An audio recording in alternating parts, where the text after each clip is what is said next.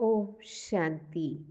భక్తులు భగవంతుని ప్రీత్యర్థం ఫల పుష్పాదులు అర్పించటం, ధూపదీప నైవేద్యాదులు, షోడశోపచారాలు, నవవిధ భక్తి వంటి ఎన్నో సాధనలు చేస్తుంటారు. కానీ గీతలో భగవంతుడు తన ప్రియాత్మ లక్షణాలు ఇలా తెలియజేశారు.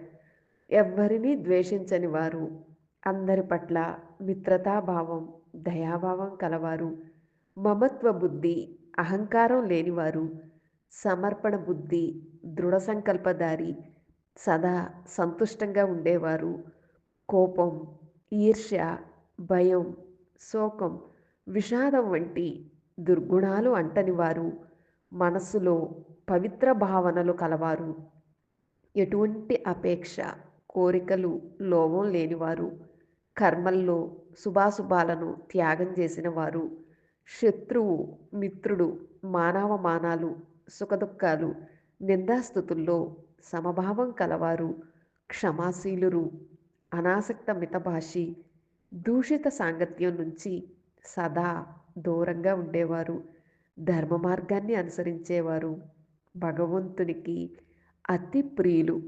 ఈ లక్షణాలను ఎంత వీలైతే అంత మన జీవితంలో వికసితం చేసుకుంటే పరమాత్మునికి, ఈశ్వరునికి ప్రియంగా అయ్యి వారి ఆశీర్వాదాలకు పాత్రులుగా కాగలుగుతాం. లోకా సమస్త సుఖినో భవంతు. ఓం శాంతి.